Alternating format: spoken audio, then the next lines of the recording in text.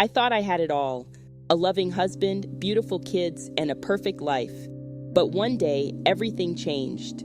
A new cologne, late nights at the office, hushed phone calls. My world began to unravel. I became a detective in my own home, piecing together clues of betrayal. The whispered name Sarah in his sleep haunted me. Who was she?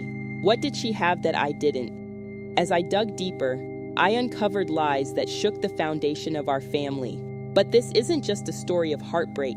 It's a journey of self-discovery, strength, and reinvention. From the ashes of betrayal, I found a power within me I never knew existed. But at what cost? How do you rebuild when everything you believed in turns out to be a lie? I never thought I'd be telling this story, but here I am. My name's Emma, and I'm a high school teacher. Well, I was living what I thought was the perfect life. Married for 10 years to James, my college sweetheart, with a beautiful house and our 7-year-old twins. I really believed we had it all. James and I met during our freshman year. He was studying accounting, and I was pursuing my teaching degree. We hit it off right away, bonding over our shared love of cheesy 80s movies and terrible karaoke nights. After graduation, we got married in a small ceremony surrounded by our closest friends and family. It was the happiest day of my life, or so I thought at the time. Fast forward 10 years, and there we were, settled into our routine. James had a successful career as an accountant, and I was teaching English at the local high school. Our twins, Emily and Ethan, were the light of our lives. Every morning, I'd wake up early to pack their lunches, always making sure to cut their sandwiches into funny shapes. It was our little tradition, and their giggles when they opened their lunchboxes made my day. I remember the day I decided to throw James a surprise party for his 38th birthday. I spent weeks planning it in secret, coordinating with his friends and family. I even managed to track down his old college roommate, who flew in from across the country for the occasion.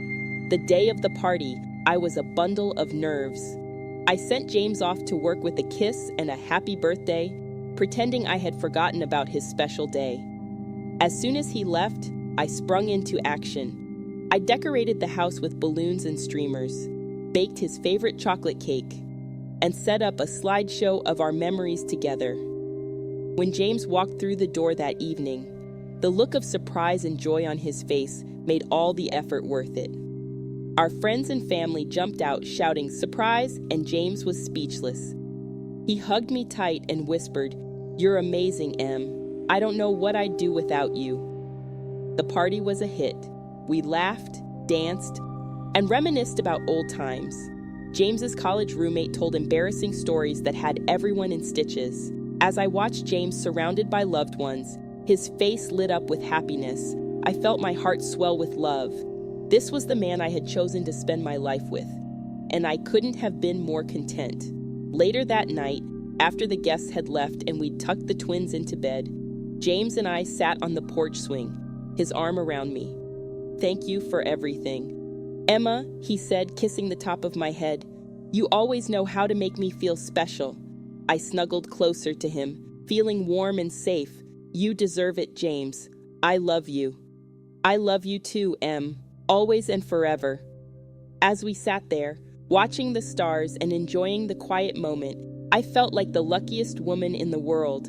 I had a loving husband, beautiful children, a fulfilling career, and a home filled with love and laughter. Life was good, and I couldn't imagine it any other way.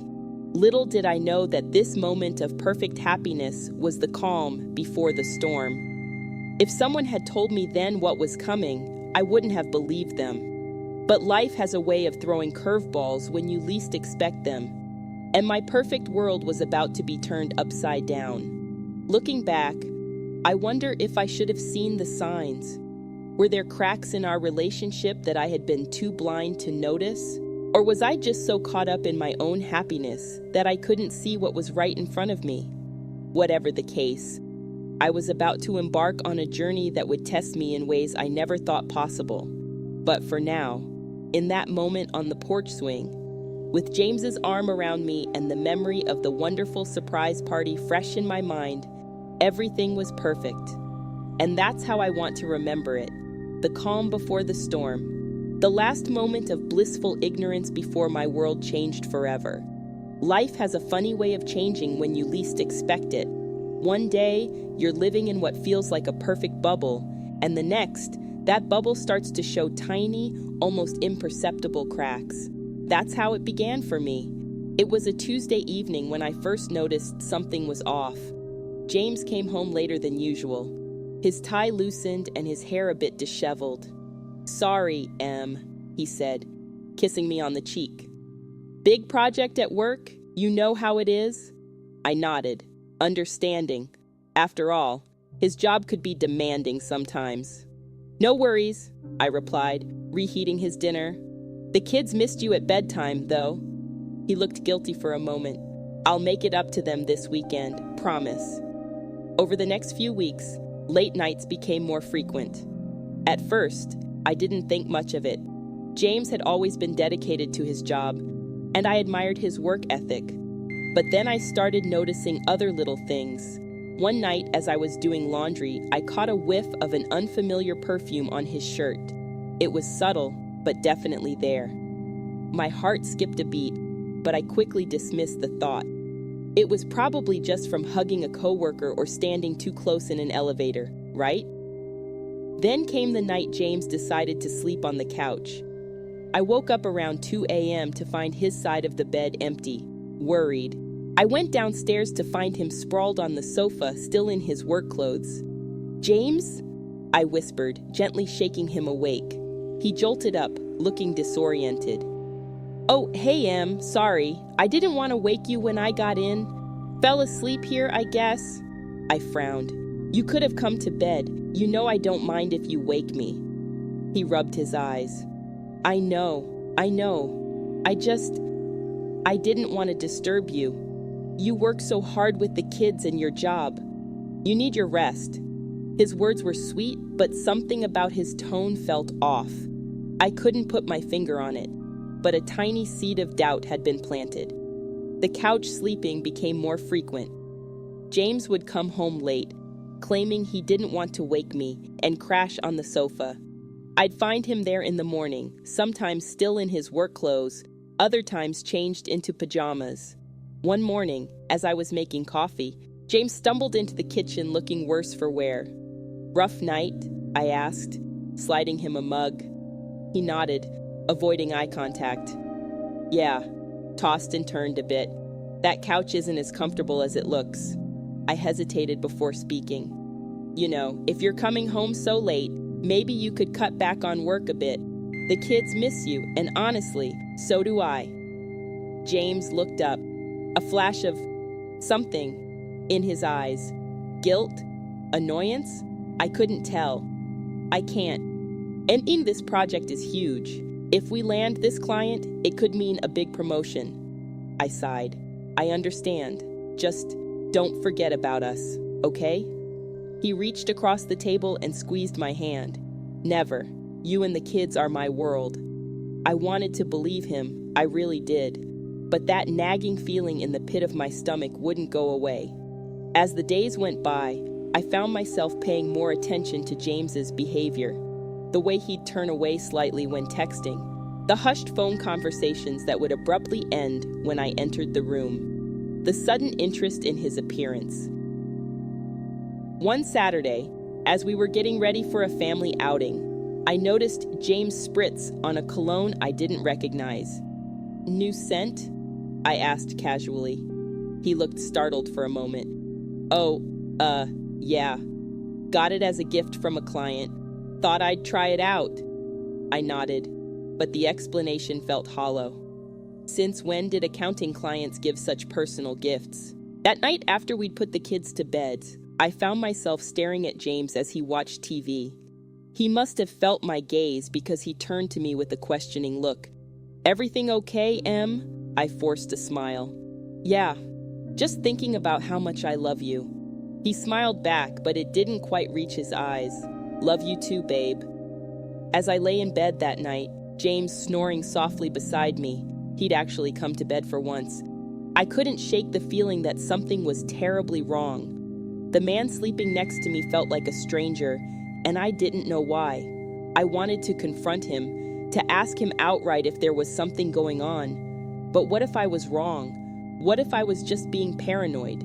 The thought of accusing him and being mistaken made me feel sick. So, I decided to wait and watch, to gather more evidence before jumping to conclusions. After all, we'd been happy for so long. Surely, if there was a problem, we could work through it together. Little did I know, my world was about to be turned upside down, and the man I thought I knew better than anyone was about to become the biggest mystery in my life. As the weeks went by, that nagging feeling in my gut just wouldn't go away. It was like a constant whisper in the back of my mind, telling me something wasn't right. I tried to ignore it, to focus on our family and my work, but it was always there. One night, I woke up to James muttering in his sleep. At first, I thought he was having a nightmare, but as I listened closely, I realized he was saying a name, Sarah. Who the hell was Sarah? I lay there, my heart pounding, as he repeated the name over and over. When morning came, I wanted to ask him about it, but I chickened out. What if Sarah was just a coworker? Or worse, what if she wasn't? I wasn't sure I was ready for that answer. Instead, I watched him more closely. I noticed how he'd check his phone more frequently, always angling the screen away from me. He started taking calls outside or in his home office with the door closed. Each time, my stomach would twist into knots. "Hey, Em," James said one evening as he was getting ready to leave for work. "I might be late again tonight. Big presentation tomorrow." I nodded, trying to keep my voice neutral.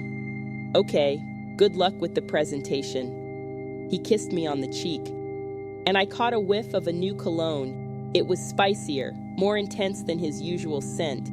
"New cologne?" I asked, trying to sound casual. James looked startled for a moment. "Oh, yeah, thought I'd try something different. You like it?" I forced a smile. "It's different." As he left, I couldn't shake the feeling that he was dressing up for someone else. The James I knew had worn the same cologne for years. He'd always said he didn't see the point in changing what worked.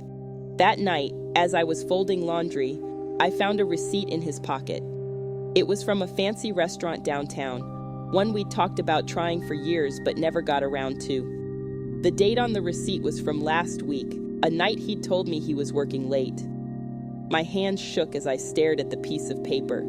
2 entrees, a bottle of expensive wine. It was a date, plain and simple, and it wasn't with me. I wanted to confront him right then and there, but something held me back.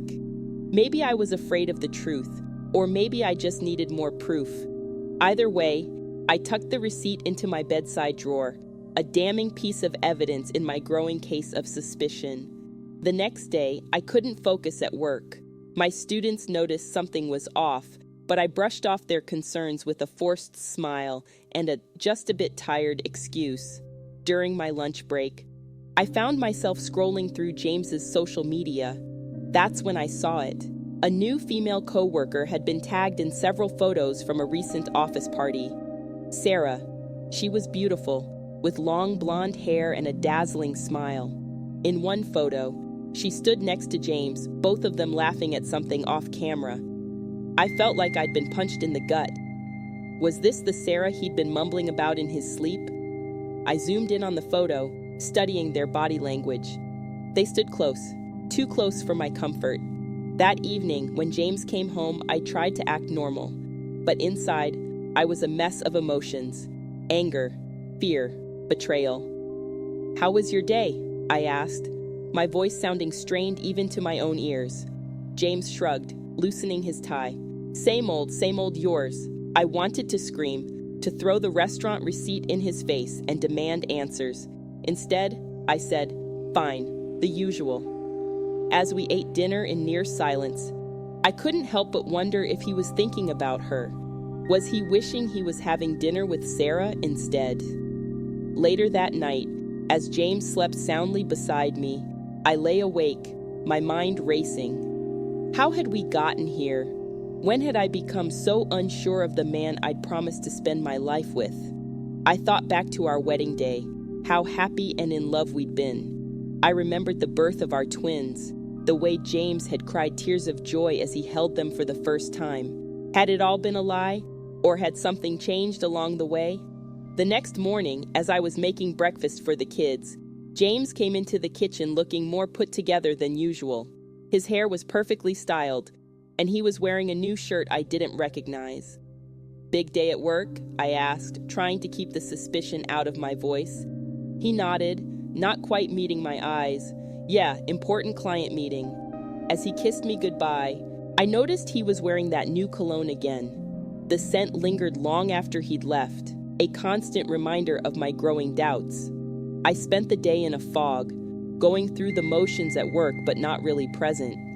My mind was back at home, imagining James with Sarah, wondering what they were doing, what they were saying. That night, as I lay in bed listening to James's steady breathing, I made a decision. I couldn't go on like this, constantly wondering and worrying.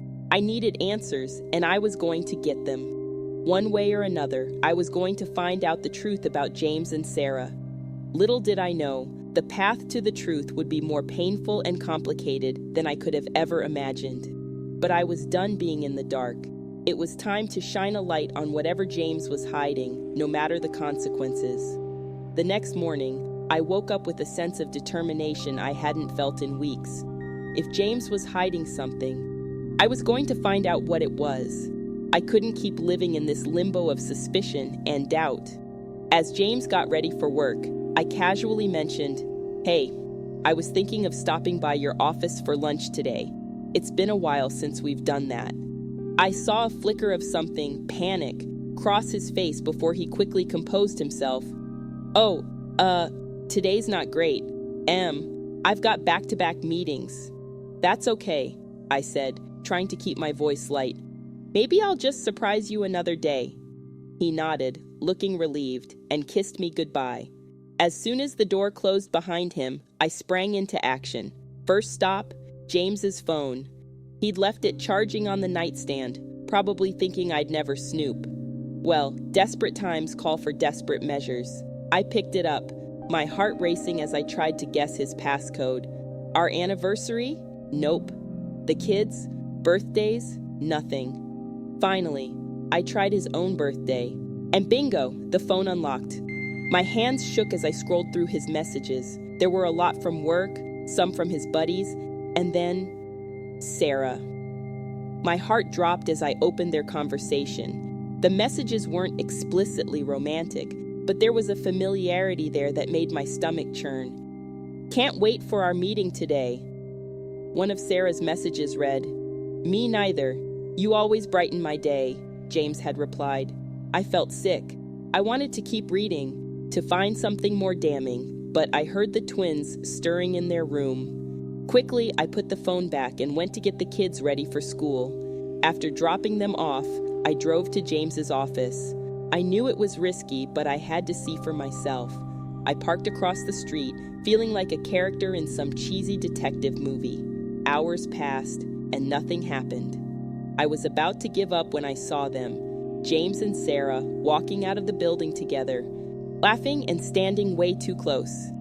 They headed to a nearby cafe, and through the window, I could see them sitting at a cozy table for two. I wanted to storm in there, to confront them both, but something held me back. Maybe it was fear, or maybe I just needed more proof. Either way, I drove home, my mind a whirlwind of emotions. That night, when James came home, I tried to act normal. "How was work?" I asked, my voice sounding strained even to my own ears. Fine," he said, not meeting my eyes. "Just a normal day." A normal day, right, because having a cozy lunch date with another woman was totally normal. The next day, I decided to dig deeper. While James was in the shower, I checked his laptop. Most of his emails were work-related, but then I found one from Sarah.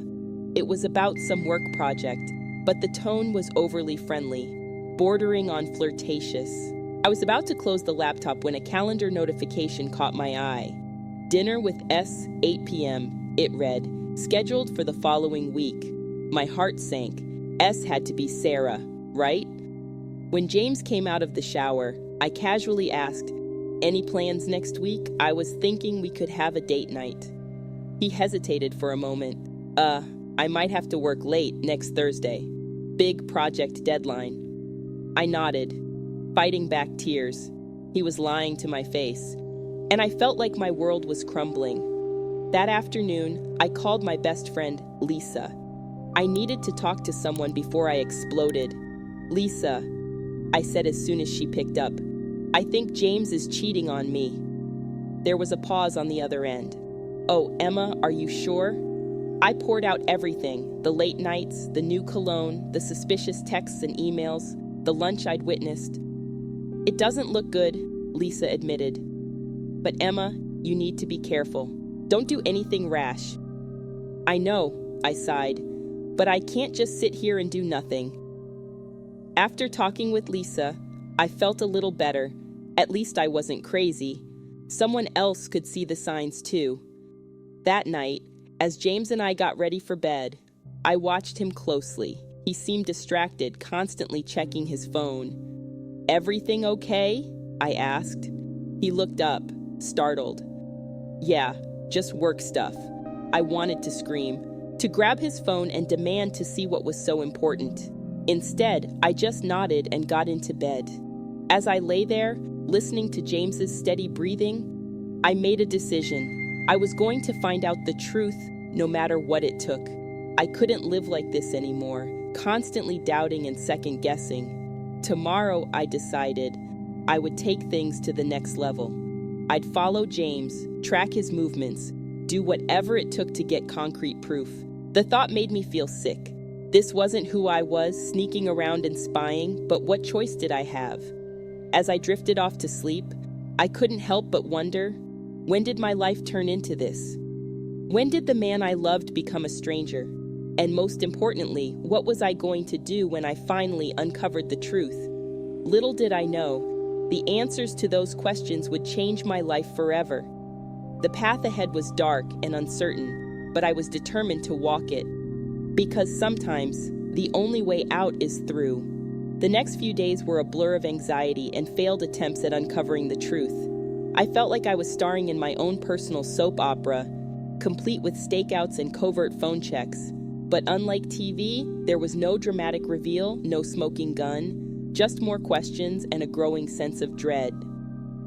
One evening, after James had gone to bed claiming a headache, I decided to try something new. I'd read online about apps that could track someone's location. It felt invasive, but at this point, I was desperate.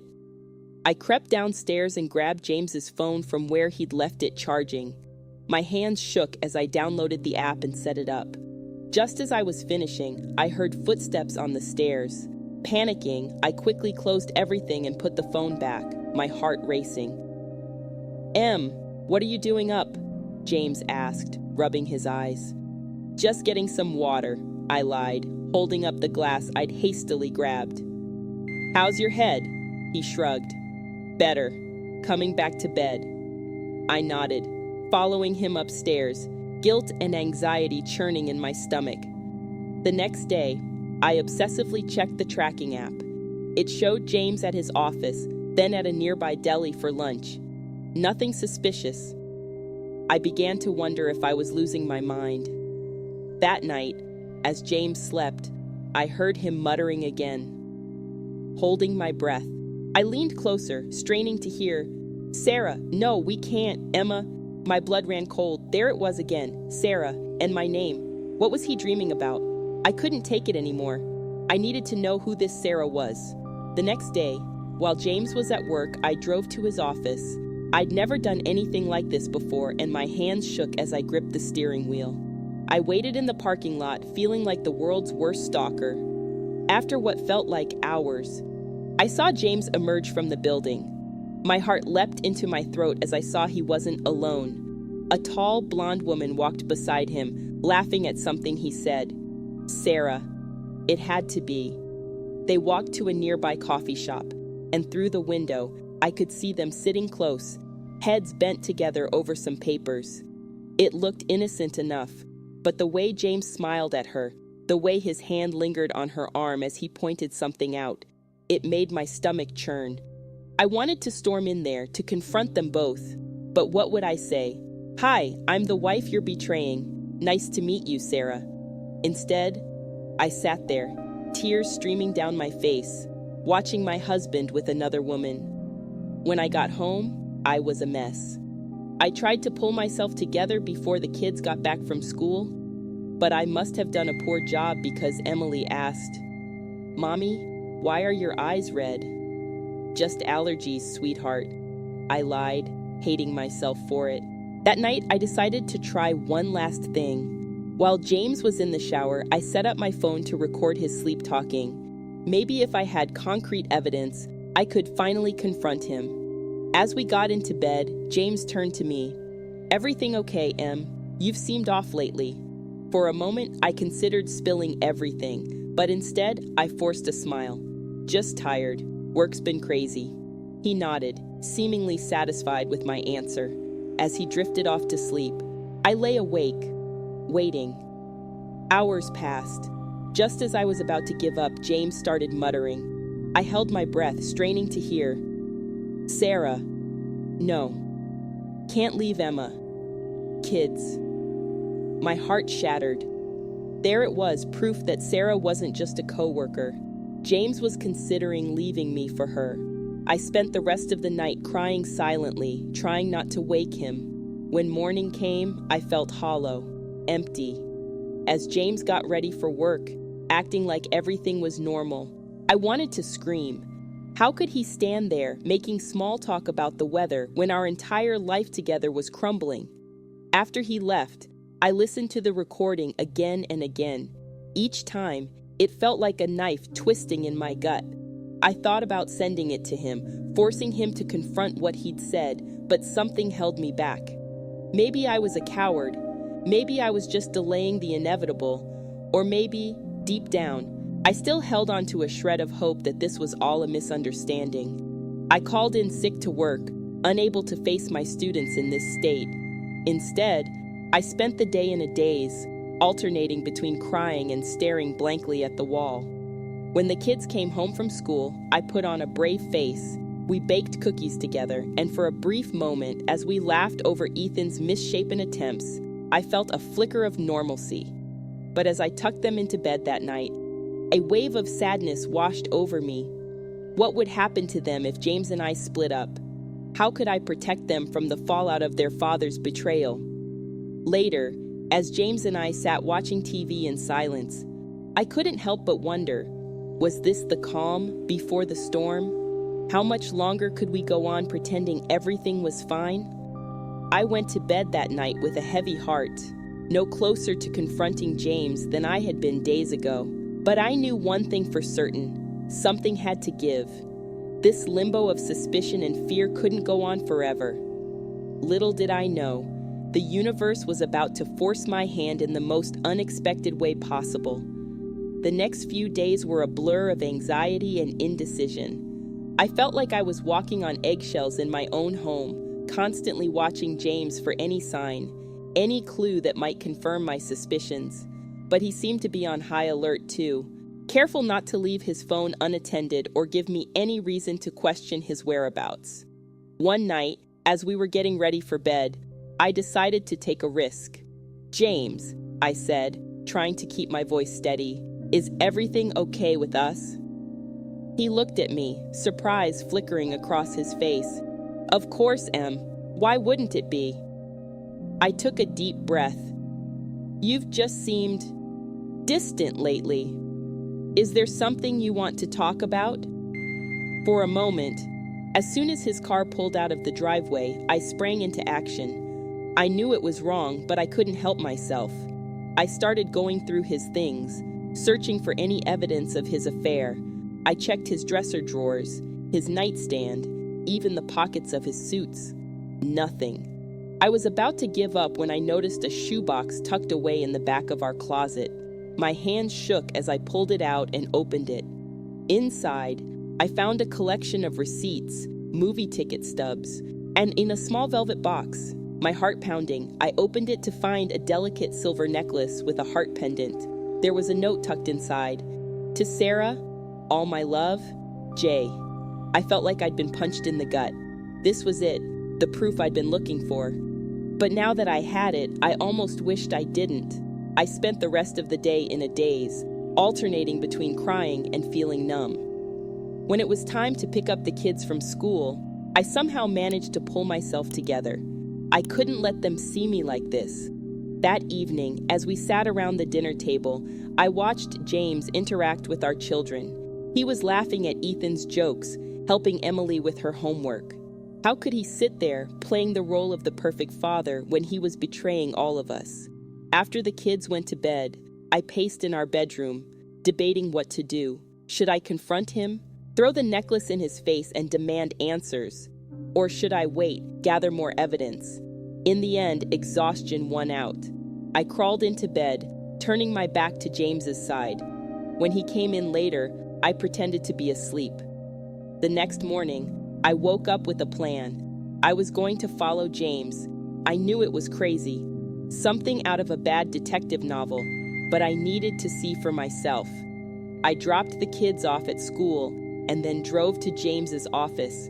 I parked across the street, feeling like a criminal. Hours passed and nothing happened. I was about to give up when I saw him leave the building with Sarah. They walked to a nearby park, sitting close on a bench. I couldn't hear what they were saying, but I saw James reach into his pocket and pull out the velvet box. Sarah's face lit up as she opened it, and she threw her arms around him. I felt sick. I wanted to march over there, to scream and yell and make a scene. But instead, I sat frozen in my car, tears streaming down my face. When I got home, I was a mess. I barely managed to pull myself together before the kids got back from school.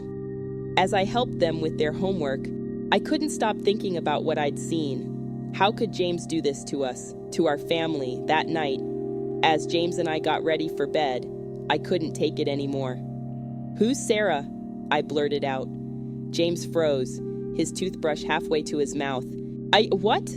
"Sarah," I repeated, my voice shaking. "The woman you've been seeing behind my back." He stared at me, his face pale. "Emma, I can explain, but I didn't want to hear it. All the anger, all the hurt I'd been holding back came pouring out." "Explain what? How you've been lying to me, sneaking around. I saw you with her today, James. I saw you give her that necklace."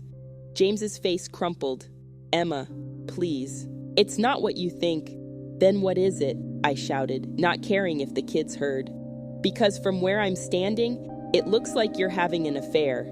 He reached out to me, but I backed away. "Don't touch me," I hissed.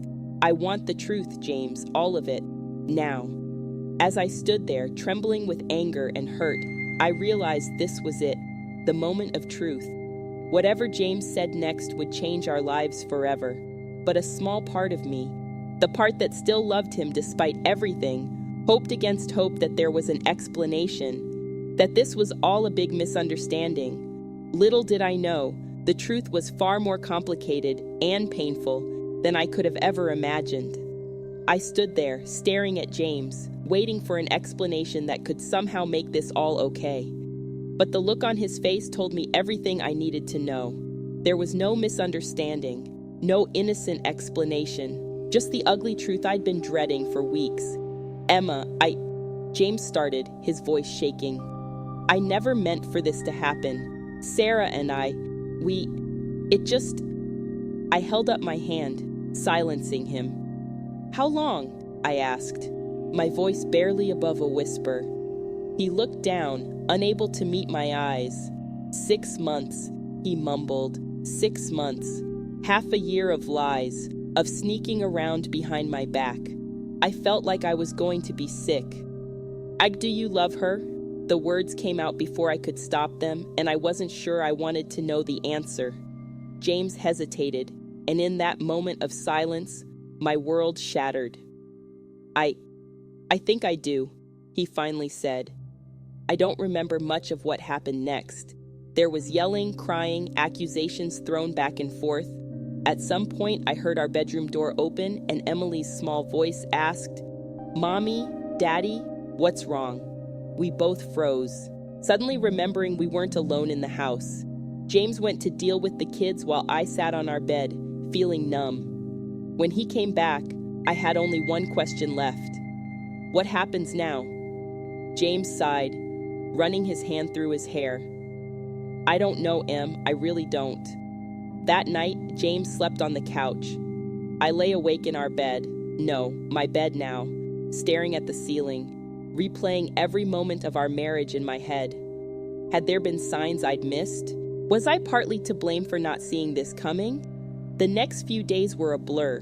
We tried to keep things normal for the kids, but they knew something was wrong. How could they not, with the tension so thick you could cut it with a knife? I threw myself into work, staying late at school to grade papers and plan lessons. Anything to avoid going home to the shell of my marriage.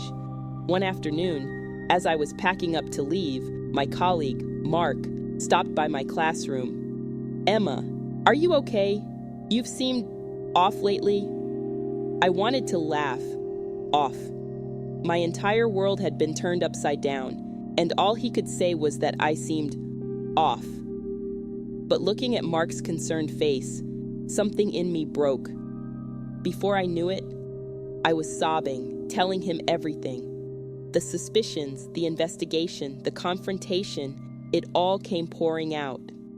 Mark listened patiently, offering me tissues and words of comfort. When I finished, he said something that stuck with me. Emma, you're one of the strongest people I know. You'll get through this, and you'll come out stronger on the other side. I wanted to believe him. I really did. But at that moment, I felt anything but strong. That night, I couldn't sleep. I tossed and turned, James's confession playing on repeat in my mind. Around 2 a.m., I heard footsteps in the hallway. Curious, I got up to investigate. I found James in the kitchen, a glass of whiskey in his hand. He looked up when he saw me, his eyes bloodshot. Emma, he slurred, I'm so sorry, I never meant to hurt you. Part of me wanted to comfort him, to tell him it was okay. But a larger part, the part that was angry and hurt, took over. But you did hurt me, James. You broke our family. He nodded, tears in his eyes. I know, I'm a terrible person. You deserve better. You're right, I said, surprised at the strength in my voice. I do deserve better. As I turned to go back to bed, James called out, What are we going to do, Em? I paused at the doorway. I don't know, James, but I know I can't keep living like this. Something has to change. The next morning, I woke up with a sense of clarity I hadn't felt in weeks. I knew what I had to do. I called my sister, asking if the kids could stay with her for a few days. Then I called my lawyer friend, setting up an appointment for later that week. When James came down for breakfast, I was waiting for him at the kitchen table. We need to talk, I said. He nodded, looking resigned. I know. I think we need some time apart, I said, my voice steadier than I felt. I've arranged for the kids to stay with my sister for a few days. I think you should use that time to figure things out. James looked like he wanted to argue, but then he sighed. You're right. I'm so sorry, Emma, for everything. As he packed a bag and prepared to leave, I felt a mix of emotions. Sadness, anger, fear, but also, surprisingly, a glimmer of hope. For the first time in months, I felt like I was taking control of my life again. After James left, I sat in our empty house, feeling both lost and liberated. I didn't know what the future held, but I knew one thing for certain. I was done being a victim. It was time to take my life back. Little did I know. The journey ahead would be harder and more rewarding than I could have ever imagined. But in that moment, as I sat alone in the quiet of my house, I felt the first stirrings of strength, the strength I would need to face whatever came next. The next morning, I woke up with a strange mix of dread and determination. Today was the day I'd confront James with everything I knew. No more hiding, no more pretending. It was time for the truth to come out. I went through my morning routine on autopilot, my mind racing with all the things I wanted to say. The kids were at my sister's, so there was nothing to distract me from the conversation ahead. When James came down for breakfast, I was waiting at the kitchen table, a cup of coffee clutched in my hands like a lifeline. "James," I said, my voice steadier than I felt, "we need to talk." He looked at me, his face a mask of guilt and resignation. "I know," he said quietly, sitting down across from me. I took a deep breath. "I know about Sarah," I said, watching his face carefully. "I know about the affair, the secret meetings, the necklace." James paled. "Emma, But I wasn't finished. "I've known for weeks, James. I've been watching you, following you. I heard you talking in your sleep. I saw you with her at the park." His eyes widened in shock. "You've been following me?" "What choice did I have?" I shot back, anger rising in my chest. "You were lying to me, sneaking around behind my back. Did you really think I wouldn't notice?"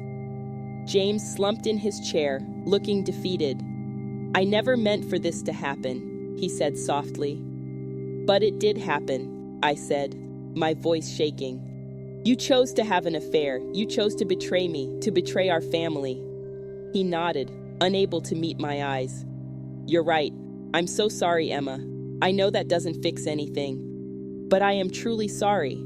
I wanted to scream, to throw things, to make him feel even a fraction of the pain I was feeling. But instead, I took another deep breath and asked the question that had been haunting me for weeks. "Do you love her?" James hesitated, and in that moment of silence, I felt my heart breaking all over again. I think I do," he finally admitted. The words hit me like a physical blow. I'd suspected, of course, but hearing him say it out loud made it real in a way it hadn't been before. "And what about me?" I asked, hating how small my voice sounded. "What about our children?" James looked up then, his eyes filled with tears. "I love you, Emma. I love our kids. But with Sarah, it's different. I can't explain it." "Try," I said coldly. He sighed. "With Sarah, I feel alive, young again. Like the person I was before mortgages and responsibilities." Each word was like a knife in my heart. "So I'm just the ball and chain, is that it? The boring wife who's holding you back?" "No!" James exclaimed. "That's not what I meant. You're amazing, Emma. You're a wonderful mother, a great teacher. But somewhere along the way, we lost each other." I laughed bitterly. "And your solution was to find someone else. Instead of talking to me, working on our marriage, you decided to throw it all away for some midlife crisis." James flinched at my words. "I know I messed up. I know I hurt you, and I'll regret that for the rest of my life. But I can't change how I feel." We sat in silence for a moment, the weight of his confession hanging heavy between us. "So what happens now?" I finally asked. James ran a hand through his hair. "I don't know. I think I need to figure things out. Maybe some time apart would be good for both of us." I nodded, feeling numb. "I think you should stay with a friend for a while. The kids and I will stay here." He looked like he wanted to argue, but then thought better of it. "Okay," he said softly. "I'll pack a bag." As James went upstairs to gather his things, I sat at the kitchen table, trying to process everything that had just happened.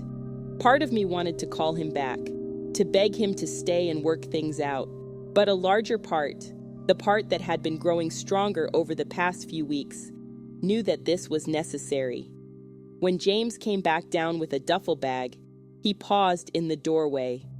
"Emma," he said, his voice thick with emotion, "I really am sorry for everything." I looked at him, the man I'd loved for so many years, now a stranger to me.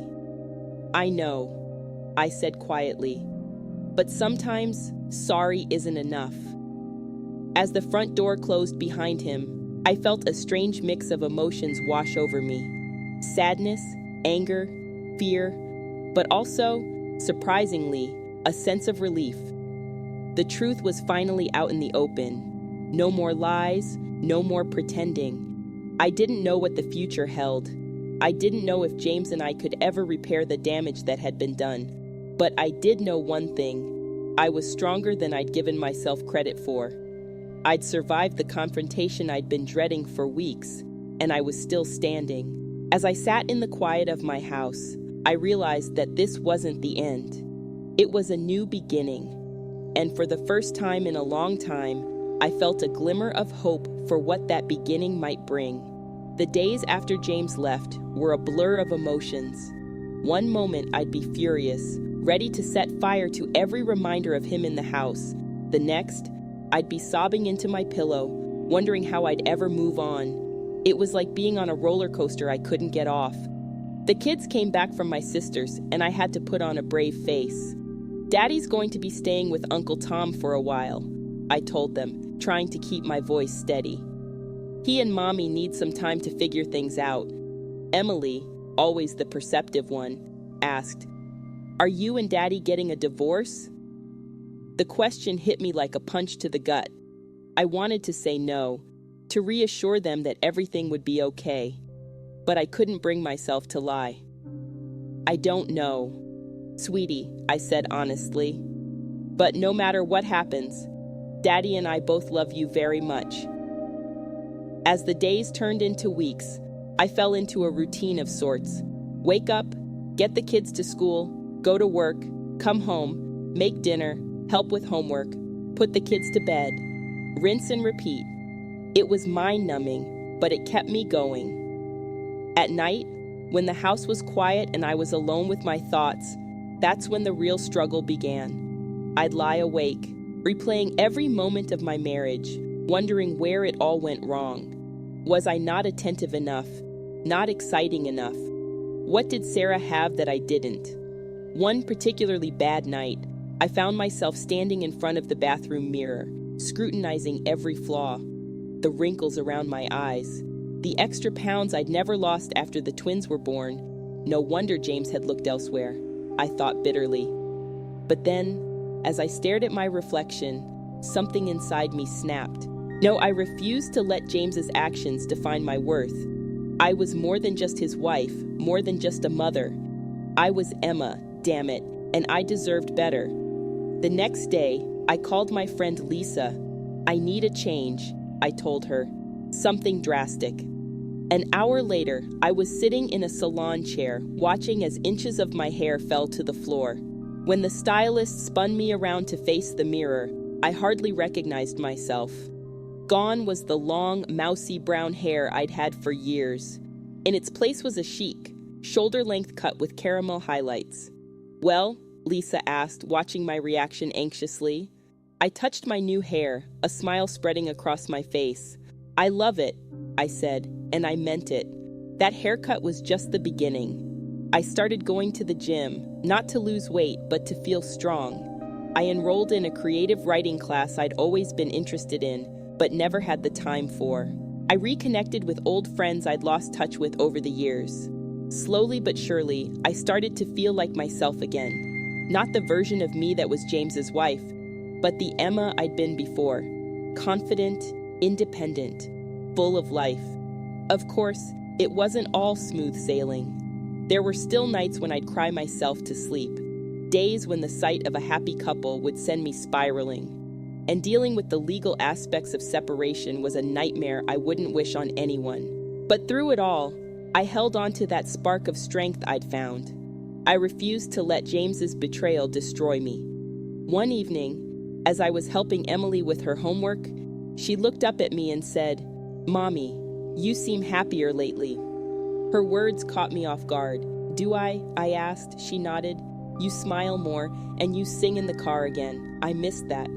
I pulled her into a hug, fighting back tears. "I am happier, sweetie," I said, realizing as I said it that it was true. That night, as I got ready for bed, I caught sight of myself in the mirror. The woman looking back at me wasn't the broken, betrayed wife I'd been a few months ago. She was stronger, more confident. She was a survivor. For the first time since James left, I felt truly hopeful about the future. I didn't know what it held, but I knew I was ready to face it head on. As I drifted off to sleep, a thought occurred to me. Maybe, just maybe, James's betrayal wasn't the end of my story. Maybe it was the beginning of a new chapter, one where I was the heroine of my own life, not just a supporting character in someone else's. The next morning, I woke up with a sense of purpose I hadn't felt in months. I had a life to rebuild, dreams to chase, and two amazing kids to raise. And for the first time in a long time, I felt ready for the challenge. I looked at the empty side of the bed, the side that used to be James's, and realized something. The space didn't fill me with sadness anymore. Instead, it felt like possibility, a blank canvas, waiting for me to fill it with whatever I chose. As I got the kids ready for school, I caught myself humming. Emily was right. I was singing again, and it felt good. Walking them to the bus stop, I held their hands and thought about the future. It wasn't the future I'd planned, but maybe, just maybe, it could be even better than the one I'd lost. Because now, I wasn't just surviving. I was ready to start thriving. As the months passed, I felt like I was finally finding my footing in this new life. The kids were adjusting. I was throwing myself into work and my writing class, and slowly but surely, the pain of James's betrayal was fading into a dull ache rather than a sharp stab. One sunny Saturday morning, as I was sipping coffee and grading papers, my phone buzzed with a text from Lisa. "Turn on the news." Now, even curious and a bit worried, I flipped on the TV, and there, plastered across the screen, was James's face. The headline made my jaw drop. "Local accountant arrested in major embezzlement scandal." I turned up the volume, my heart pounding. The news anchor's voice filled the room. James Thompson, a partner at Williams Co., accounting firm, has been arrested on charges of embezzling over $2 million from client accounts. Sources say the fraud had been going on for years. My mind was reeling. Embezzlement, James. It seemed impossible. But as I listened to the details of the case, things started to click into place. The late nights at the office, the mysterious business trips, the sudden influx of cash that had allowed us to buy our dream home a few years back. I felt sick. Not only had James betrayed me emotionally, but he'd built our entire life on a lie. Everything we had, our house, our vacations, the kids' college funds, it was all tainted. As if on cue, my phone started buzzing nonstop. Friends, family, even a few reporters looking for a statement. I ignored them all, my mind racing. What would happen now? Would we lose everything? What about the kids? In a daze, I called my lawyer. She assured me she'd look into protecting my assets and the kids' future, but warned me it wouldn't be easy. "Prepare for a long legal battle," she said. I hung up, feeling overwhelmed. But as I sat there, staring at James's face on the TV screen, something unexpected happened. I started to laugh. Not a happy laugh, but a slightly hysterical one that bordered on tears. Because in that moment, I realized something. James hadn't just lost me and the kids, he'd lost everything. His job, his reputation, his freedom. And for what? Money he couldn't even enjoy now. As the initial shock wore off, I braced myself for the storm I knew was coming. Reporters camped outside our house. Old friends suddenly became distant, and the whispers at school pickup were impossible to ignore. But through it all, I held my head high.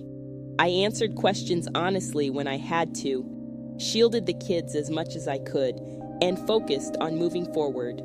One night, as I was tucking Emily into bed, she asked, "Mommy, are we going to be okay?" I looked at her little face, so full of worry, and felt a surge of determination. "Yes, sweetie," I said, and I meant it. "We're going to be more than okay. We're going to be great." And somehow I knew it was true, because while James had been building his life on lies, I'd been building something much stronger, resilience. The legal battles were brutal. James's lawyers tried to claim I must have known about the embezzlement, that I had benefited from it too. But I fought back with everything I had.